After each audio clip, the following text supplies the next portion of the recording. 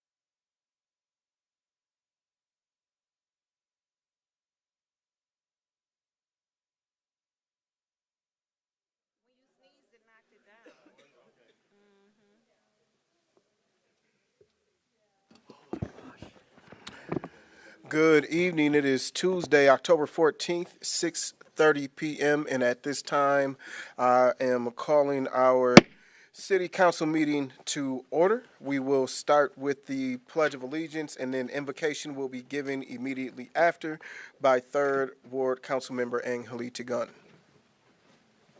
I pledge allegiance to the flag of the United States of America and to the republic for which it stands, one nation, under God, indivisible, with liberty and justice for all. Thank you, Mr. Mayor. So to our higher power and our collective humanity, I beseech us to work towards unity, to set aside our differences, to listen with open minds and open hearts, to work for the common good of the Jackson community.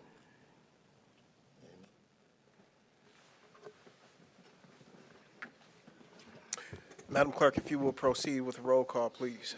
Mayor Mahoney, Present. Councilmember Robinson, Present. Vice Mayor Dancy, Present. Councilmember Gunn, Present. Councilmember Wood, Present.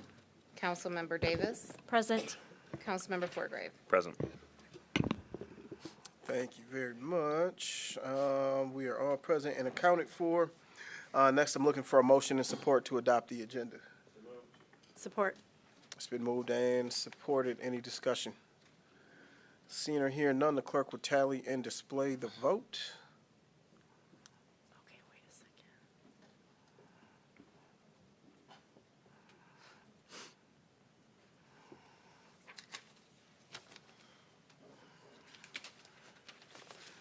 second. And the agenda has been adopted. We have no presentations or proclamations, no public hearings. That brings us down to item number 7, citizens' comment portion of the meeting.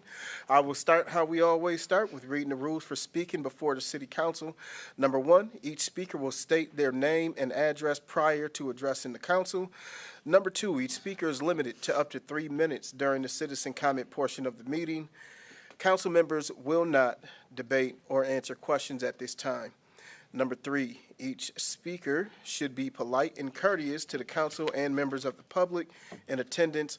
While any speaker is free to express his or her opinion on any subject, no speaker may direct personal attacks at any member of the staff or council unrelated to the manner in which they perform their duties, use obscene language while addressing the council, or engage in disruptive or disorderly behavior during a council meeting. Should any speaker, this is number 4, should any speaker cause a breach of the peace through their conduct, the mayor may declare the speaker out of order.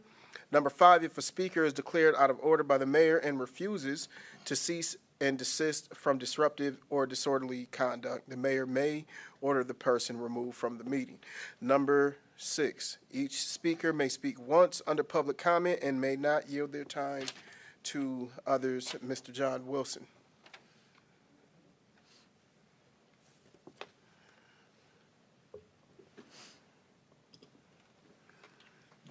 Good evening, John Wilson, 1045 South Duran Street, City of Jackson. A few weeks back, City Council voted to approve a 2-year contract, $50,000 per year with Accelerate Jackson, formerly Enterprise Group.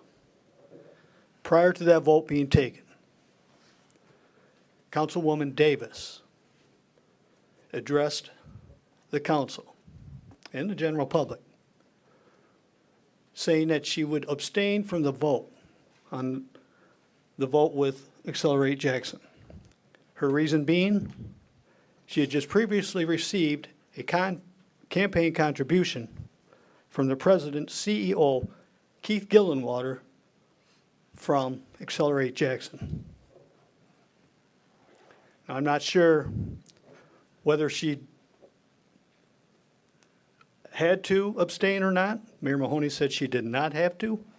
That's all well and fine. But she did the right thing by abstaining. And she did more than the right thing by saying she just had received a campaign contribution from the CEO president of the Accelerate Jackson just prior to the rest of you voting for this contract. Now, I'm not sure if any other council members received a campaign contribution from Mr. Gillenwater. And if so, you probably should have done what Councilwoman Davis did and abstained from the vote. We don't know if you received any. Whether you did or you didn't, again, doesn't matter. Whether you had to abstain, that doesn't matter. But the right thing to do was to abstain, and Ms. Davis did the right thing. Regarding the DEA $175,000 contract vote that you'll be taking tonight, why? Why spend $175,000? Is it Mr. Willis or his assistant capable of performing an analysis with each city department?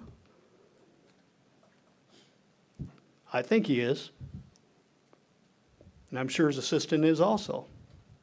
So why spend $175,000 on contracting out for a firm to do this analysis when we have Mr. Willis and his assistant more capable of doing the same thing that this $175,000 that you're going to spend on to do so? Thank you. Christina Hillard.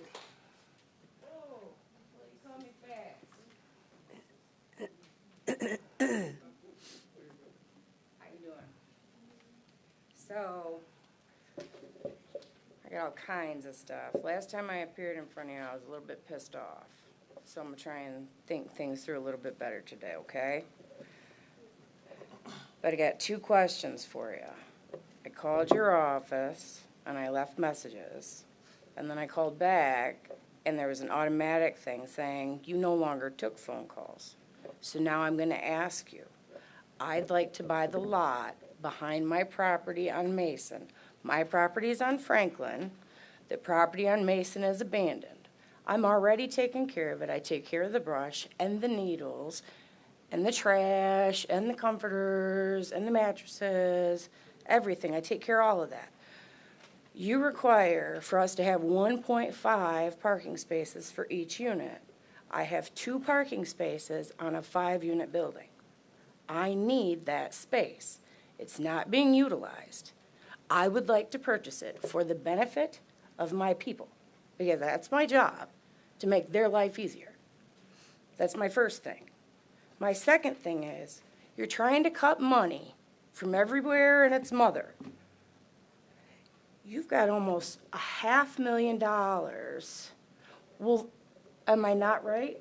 Why did you raise water again? Why did you vote to raise it annually when you had it in a water fund and then moved it over to the general? Besides that, if you're trying to save money and come up with money and put in meters over here because you can't pay for this lot and so on, why do we still have $500,000 in DEI? This is one of the most diverse communities that there is. I've been in Jackson my whole life. I got black brothers and white brothers. I got black sisters and white sisters, and they all do too. Nobody is getting a leg up on anybody because of anybody's race. If you're trying to figure out what to do with money, I know where $500,000 is that's being spent on some BS right now.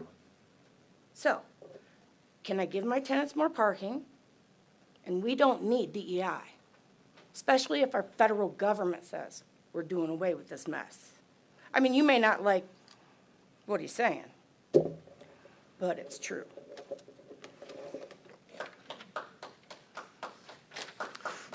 Wait a minute. John C. Did I King. get to buy the lot? How do I go about talking to you? Because you didn't return my call. I'm sorry, thank you. I asked you a question. I understand that, but did you not hear the rules? I must have missed that part. Okay, I I'll can't repeat ask it you a for you. question? I'll repeat it for you. We're not going Okay. to debate or answer questions at this time. You're not going to answer We're questions not going as to a mayor? debate or answer questions at this time. Thank you. Mr. John C. King. Thank you, Mr. Mayor. John King, 203 3rd Street here in the city. While President Trump was abroad spreading peace in the world. Sadly, the political left, the Democrats, Team Dobies here in America have been fomenting hate and division. Part of that, of course, is with this racial equity audit. As you all know, I'm against that. As Dr. King said, judge people on the content of their character, not on their color. More of that politics, like there's Michael Royce, the former state superintendent for Michigan schools, is trying to do an end around to put LGBTQ plus whatever agenda into our classrooms. As someone mentioned, it's putting in radical sex ed as health ed. I criticize Connor Wood with him pushing that agenda. He said, "Oh, you're a bigot," essentially. When I asked him the question, because he brought his daughter up, I asked him, "Well, will you call your daughter a bigot if she feels uncomfortable if a man is in her locker room and is totally nude?" When he gave his sort of speech, our third ward council member was nodding in agreement, the entire time when he went through his stuff. I asked her after a meeting, because she mentioned something to me really quick, wasn't really a big deal. And I said, "Well, why did you go to this funeral of the late pastor at St. John's?" And she said, "Oh, I'm Catholic." And I kind of thought, well, why do you have all that, pro-abortion, pro-transing kids, even, the open borders policies where children were drowning in rivers trying to cross into the U.S. So hopefully people will be informed and vote for Jeremy Alexander. Then also, with Shalonda Hunt running against Christy Davis, when Shalonda Hunt was on the JPS board a couple of years ago, a year and a half ago, she voted with Derek Dobies to go with the highest bidder, even though the two lowest bidders were at least as well qualified. So what she was going to get for that, I don't know. She says a vote for me is a vote for you. I don't know if you means Derek Dobies or who, but it's not the citizens. Thank you. Victoria Jimerson.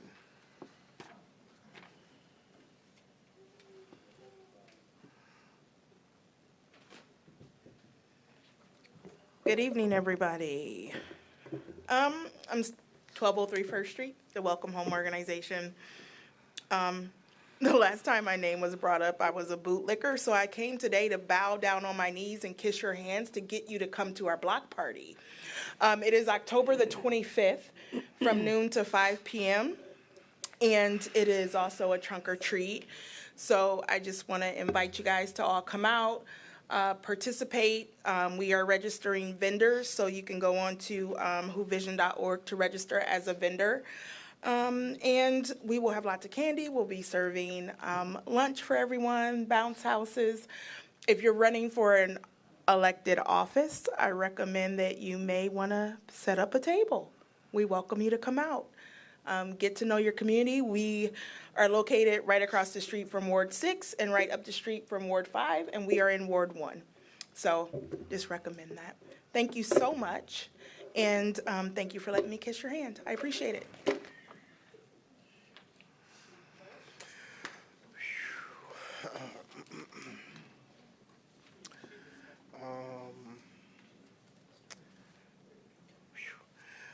Kathy Moore.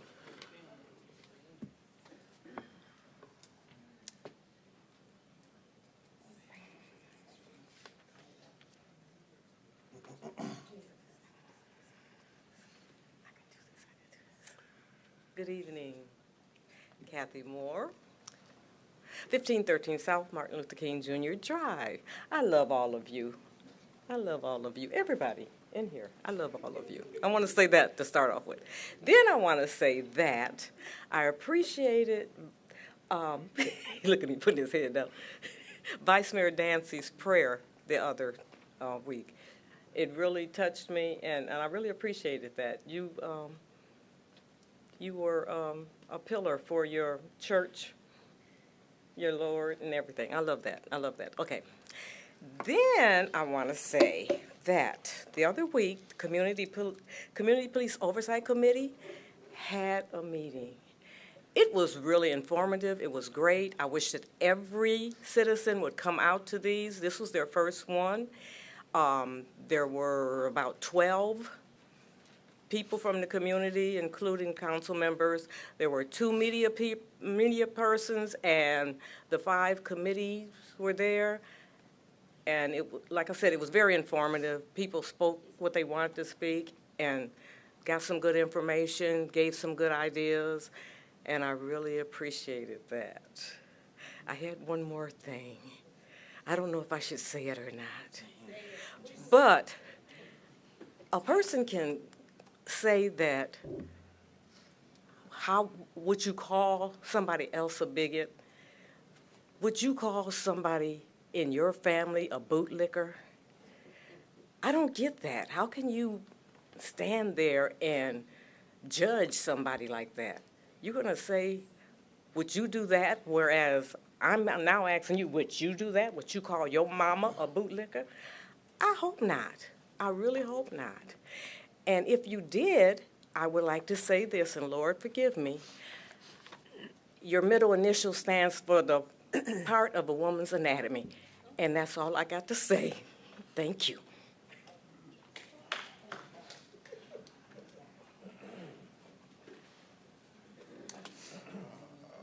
Mara McKay.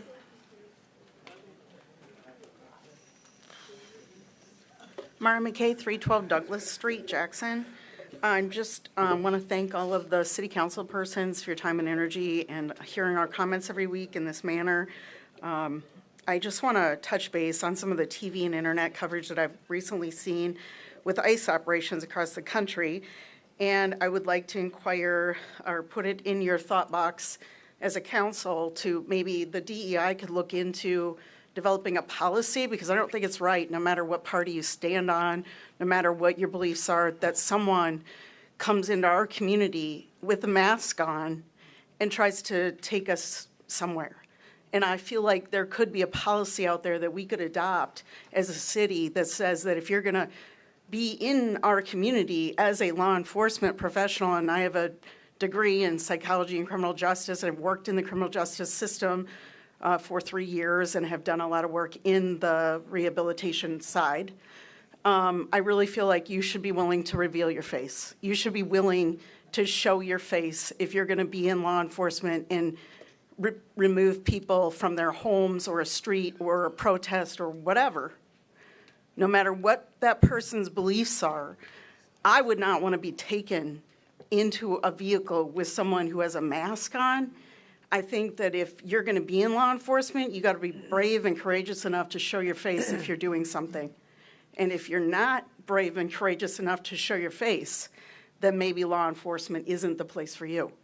So I would like to challenge the city council to look at policies and procedures that could safeguard our community members from being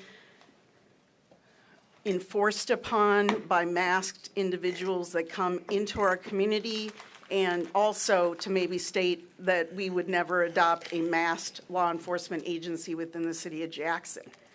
I don't think it's the right thing as Americans. I don't think that it's what we do in a humane community or in a humane country, and I would like that to receive some consideration. That being said, I know there's some dissension about some disagreement, some argument about the DEI, and I've said it before that I am a DEI instructor since 1999, and with the diverse community, as one of the public commenters said, we are a diverse community, and I do believe that we need a DEI officer in our community to uphold the standards of humanity for all, and to remember that women, that people of color, that all people in this country are supposed to receive justice and be treated equal under the law.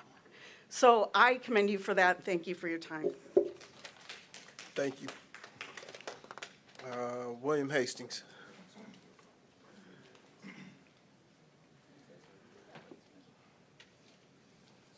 Hoping I get the full 3 minutes when I start. The clock's been running a little bit light.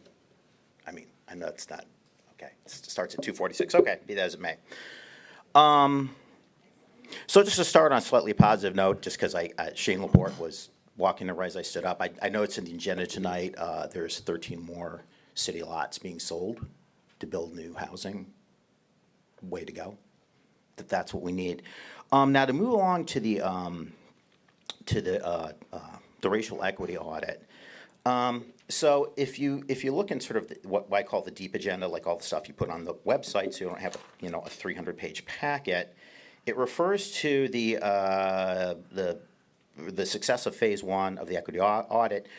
Demonstrated the value of comprehensive, data-driven assessments in our capacity to lead this work effectively, et cetera, et cetera. Well, I haven't seen anything posted. I've asked for years about what is the meaningful impact of spending $500,000 to $600,000 a year on this chief equity officer and equity department on the ground. How does it actually manifest itself and positively affect anyone in any way? I've never seen the answer to that. Now, if you guys have been paying attention to what's been going on at JPS this year, they had passed a DI policy last October, and after review by the JPS attorney, a man named Brendan Beer, who painstakingly reviewed the policy, he came to the board with a detailed and passionate plea that they repeal this for the reason that it is fundamentally illegal, it violates Michigan federal civil rights law, and most of all puts the district in legal jeopardy. That's what you should care about, is legal jeopardy. Because I would say on the GPS board, easily there were 5 members of that 7-member board who were strongly in favor or simpatico of DI policies in principle, in practice, but the reality is that they realized that in not getting rid of this policy, they would put JPS in legal jeopardy. And I think that needs to be the prime driver in considering to spending money further. I mean, you really are, you're continuing to put yourself and put the city in legal jeopardy. I don't think there's going to be a lot of dollars to spare. The ARPA stuff's dried up in the years to come. So I would strongly recommend you vote against this racial equity audit phase 2. Thanks.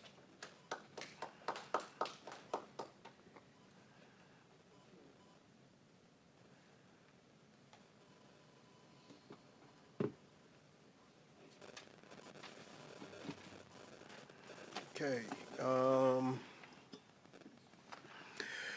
Council, that takes care of all of our citizens' comments today, and brings us down to the consent calendar. If you will refresh your screen so your voting apparatuses will work correctly. I'll be looking for a motion and support on the consent calendar. It's been moved and supported. Any discussion? Clerk will tally and display the vote.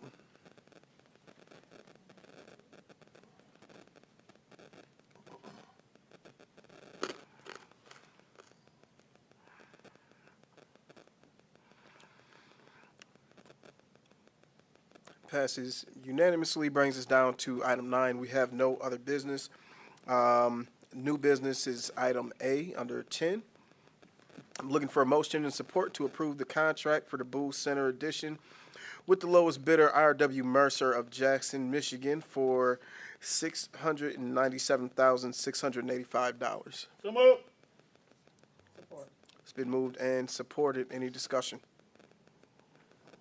Seeing or hearing none, the clerk will tally and display the vote.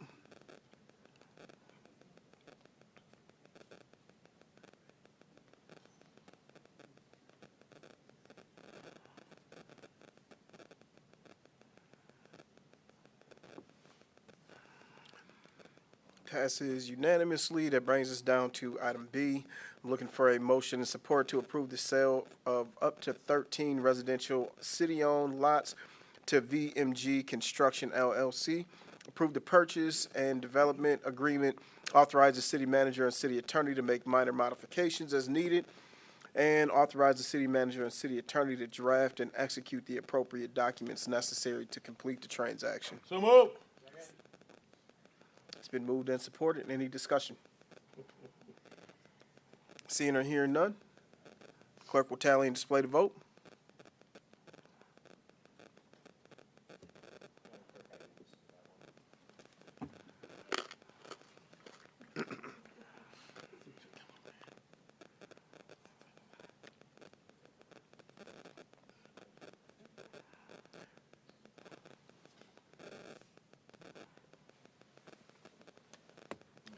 Item passes unanimously. That brings us down to item C.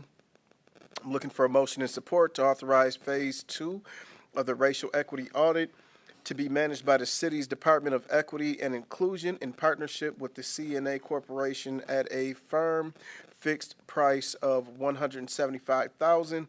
This is all inclusive of personnel time, travel, and presentation costs divided across 2 budget years via DEI allocations, 87.5 from fiscal year 2025-26 and 87.5 from fiscal year 26-27. It's been moved and supported. Any discussion? I have some questions from my constituents. Okay.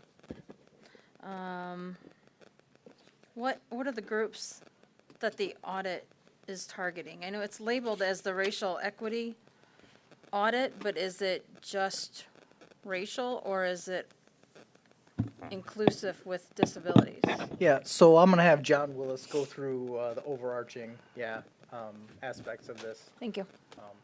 All this is in the packet, so for the public, it's all out there, so this will be a little bit of refresher for council who's read the packet, so still good to do, right?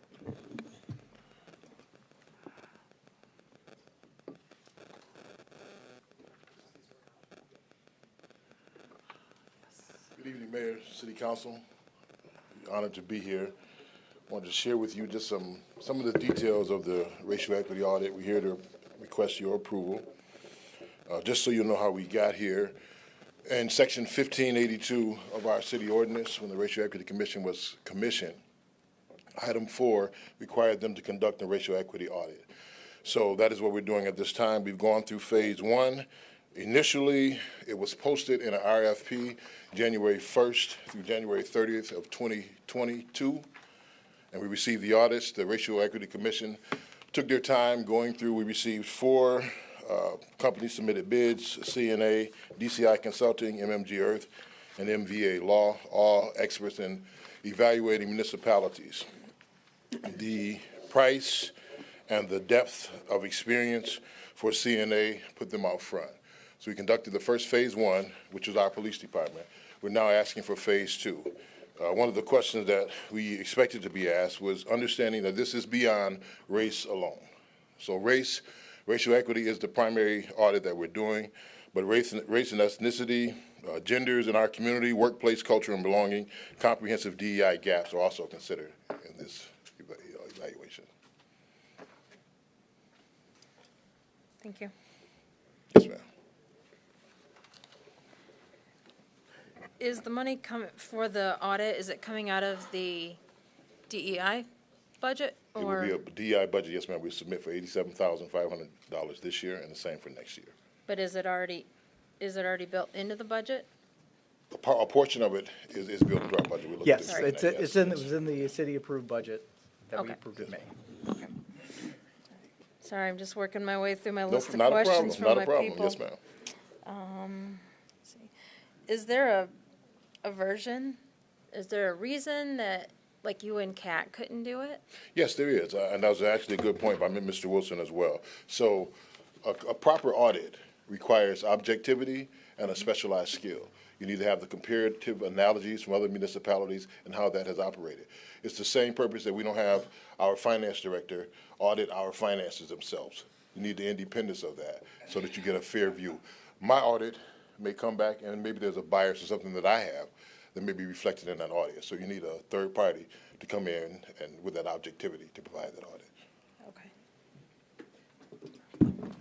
The other global overarching thing to that, answer to that, is if John and Kat are doing that, that means they're not doing the other things that they should be doing. So like Sure. the contract in this essence is a force multiplier. Have we had complaints of inequity within our city departments? I'm certain we've had complaints in inequities as any other city has. We do our best to deal with those as they come apart. As they come up to us, we work with our police chief, we work with our different department heads, and we manage to work through what we have. But what we're trying to do is create a database of accurate information on how to move the clock forward. So for Jackson, while from my perspective, I may be looking at the clock and saying, man, we're really doing great. But my assessment may not be the same as a person from a different community and how they perceive what they're going through from our policies, strategies, and plans. Okay.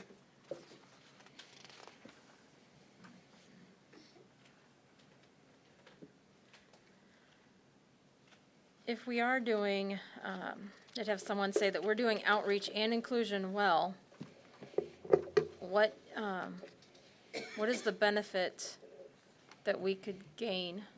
Or what benefits have other communities gained by doing the part two? If your question was, if we are doing well, by whose perspective? Just the people in my ward that have messaged me. So- I had someone specifically said that they feel the outreach and inclusion is good. And that's an opinion. That's great. What we're trying to get to is accurate data that shows how communities are affected by the policies, practices, and policies and things that we have in place. So we want to have that data of information. The opinions are great, are just good to know, but more important than that is factually based data. Okay.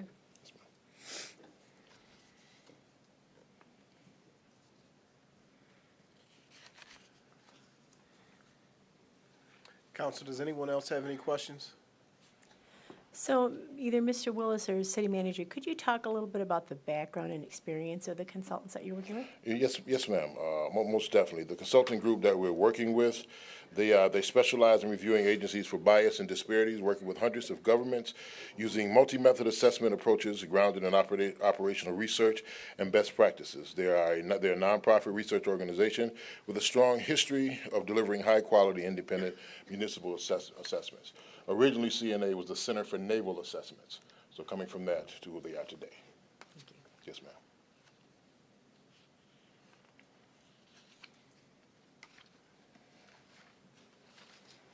Any other questions, Council?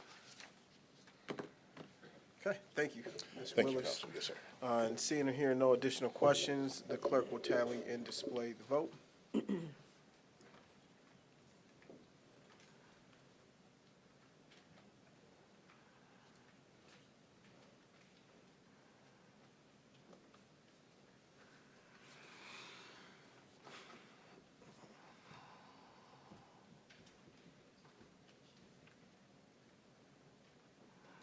And the item passes 6-1. And that brings us down to item 11, council member comments. I will start with Mr. Vice Mayor. Well, thank you, Mr. Mayor. Thank you for the vote. Thank you for the vote for Booth Center, and thank you for the vote for the 11 vacant lots for building houses on. I'm having a meeting next Tuesday, the 21st. It's going to be like 6 o'clock at Isaiah Hub. So we're going to have, of course, Corey to talk about a few things. I got to make sure I reel him in. He can't get, I don't want him to keep going and going and going. Corey, he just, yang.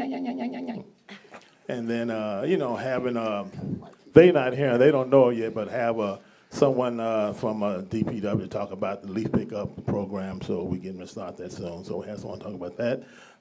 The fire department, we have someone from the fire department there to talk about what they're doing, and I don't know, maybe one other person.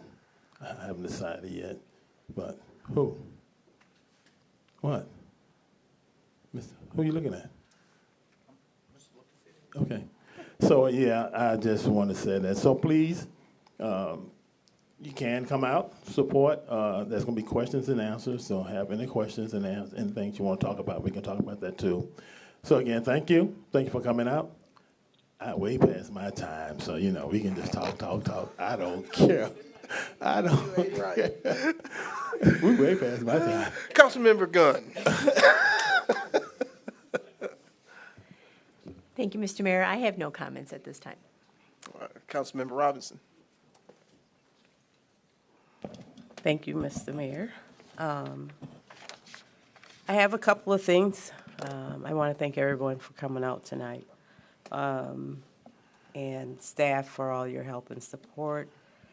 I do want to share some good news. for MLK Drive. The paving of MLK will start tomorrow. So good news for the south side. And I too want to announce, I have a ward meeting coming up on Wednesday, October 22nd, starting at 5:30. My normal time is usually 6, but it is going to be at 5:30. I am hosting a meeting to introduce a new neighborhood watch group. It's called SOW, S-O-W, which represents 3 young ladies that we have lost on the south side. So it's called Sow and Protect. One of my church pastors, Mr. Shante Patton, will be leading that portion of the meeting. I will follow with a few highlights for Ward 1 following that presentation. And I do want to say that our GVI coordinator, Cheryl, will be there to share some thoughts on establishing neighborhood watch groups. So I think we'll have a pretty nice crowd, but we're looking forward to that to bring neighbors together, neighbors helping neighbors. And that would be it for me. Thank you. Oh, Mr. Mayor did an awesome job on Sunday. I can't stop talking about it because it was touching, very touching. All right, thank you. That was the NACP banquet, too. Thank you. Councilmember Wood. Thank you, Mr. Mayor. I want to say welcome back, Jonathan. Thank you, Kelly, for all your help while Jonathan was out. Thank you to city staff, particularly in the last week, Shane, Troy, and 2 of the Johns, O'Connor and Willis, for helping me out with various things this past week. Thank you to our public commenters. I will reiterate, I don't think that, I mean, it's your time. I think that the less time you spend sniping at each other and the more you speak to the actual agenda items, I personally find that more useful. But it is your time, so do with that what you will. I regret not being able to attend the NAACP banquet. It is difficult with a 2-year-old to get out at that time of day. But I regret not being able to go. Please vote yes on the JPS millage. That concludes my report. Thank you, Mr. Mayor. Councilmember Davis. Thank you, Mr. Mayor. This Thursday, I have a ward meeting for Ward 5, or anyone else who wants to join, and we are going to be at 6 o'clock for the start time at Healthy Vibes, which is on Franklin, just off of West Ave. Planning on having Mike Osborne there to discuss some of the lead line water replacement things and some of the road construction. Just had a lot of questions and issues from my constituents in the last couple months about that. And I do want to explain my no vote on the audit. Every single person in Ward 5 that I spoke with said no because people want us to use that money for the roads. It wasn't, there were comments against the audit, but primarily because people want that money to go for roads.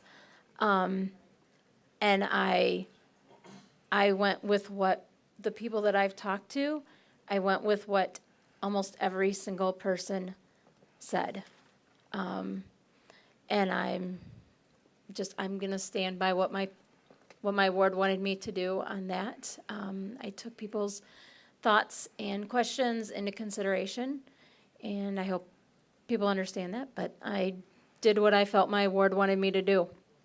I hope everybody comes out Thursday night, and then at 7 o'clock, it is the NAACP and the League of Women Voters, right, Kat? I'm looking at you, thank you. At 7 o'clock at the King Center? At the King Center, they're gonna have a Meet the Candidates. So I'm probably gonna be a little late to that, but I think all the candidates, I think we'll all be there. I think so. So hopefully everybody can come out to that and hear what we all have to say. But thank you again. Thank you, everybody, for coming out and giving your comments and questions. We do appreciate it. Thank you, Mr. Mayor. Councilmember Forgrave. Thanks, Mr. Mayor. I didn't speak up when we were talking about the racial equity audit and discussing it because I didn't necessarily have a question. But I did want to say, and I'm glad that I have the opportunity now, that I wholeheartedly agree with public speaker and my constituent, William Hastings, who said we should make Phase 1 publicly and readily available. It should be pretty easy to put on the website, I think, if it's not already, and then make an announcement about it. He may have said some other things, but I missed those. That part, though, 100% in agreement with. Thank you. Okay.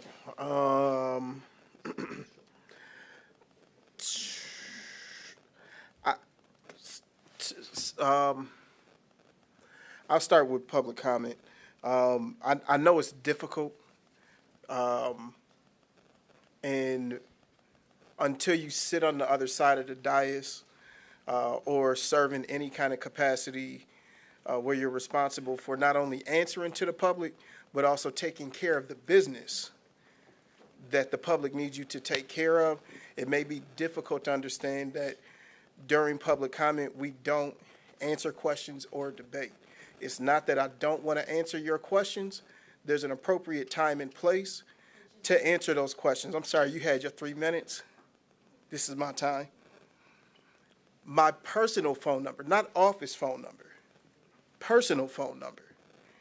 And damn, I owe my mom an apology. For the last 4 years, I have given this entire community the same phone number that the person who birthed me has when she needs to reach me for an emergency. Because unfortunately, City of Jackson does not pay the mayor enough money as a single independent man to live off of being the mayor. Not saying they should. That's for somebody else to decide. However, my access has been over and beyond expectation. Personal phone number. I don't have 2, 3 cell phones. I have one. I answer almost every phone call that comes into it, or at least return it.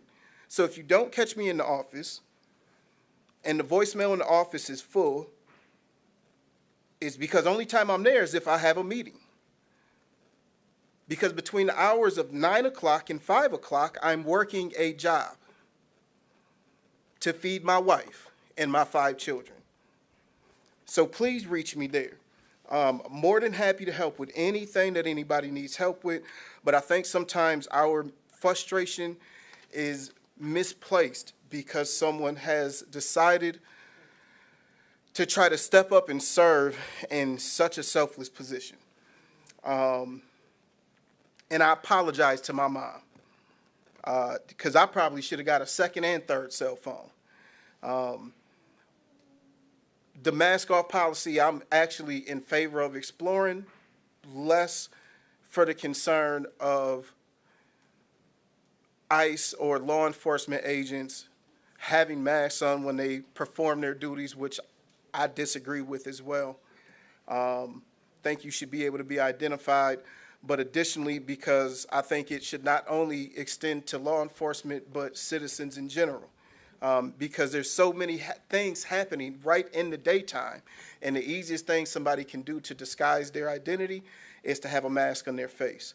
And I know that there's other communities that have banned that for that very purpose, and then it is also helping in the situation that that whole situation that's going on as well. But I think that's a fish to fry, maybe at a different time, but I would be in favor of conversation about it and looking into it. In fact, I've already done some research around that myself.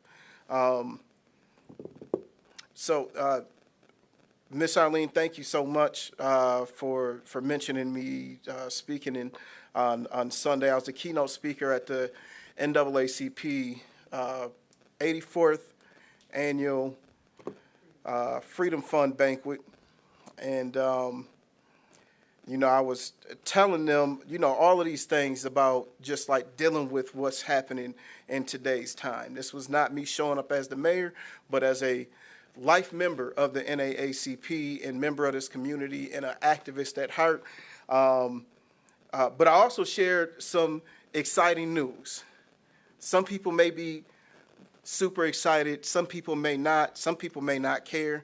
I myself, I am ecstatic. I know my face does not show that right now, but believe me, I am ecstatic about being able to share this news. I'm saddened, but I'm also excited. So part of what I shared on Sunday is that I have decided that I'm not running for anything. I don't want you to hear it secondhand, thirdhand, or on the radio tomorrow when I decide to talk about it there, because Mark has been asking off air probably for the last 2.5 months, what are you going to do? And I've told everybody, you know, and up to about 2 months ago, I had my heart set on running for state rep again. Y'all tell Kathy she can breathe until we decide to find someone else who will replace her. Somebody deliver that message, because I know the person in here who will. So please get it to her. She can relax. It won't be me running. However, the work's not finished. I just wanted y'all to know, 413 days is all you got to deal with me. Well, in this capacity, 413 days. I am not running for anything. I'm a man of my word. Don't think it's going to be an 11th hour switch of play and that I'm going. It would take a direct message from God to convict me to run for elected office in this next year, because I'm choosing to put my family first. For the last 10 years, thank you.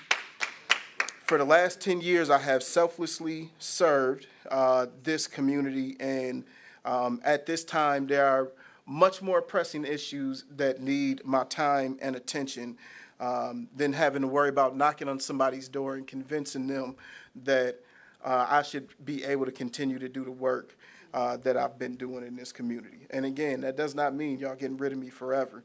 I'm just letting you know now that I do not plan to run in 2026. I'm stepping back.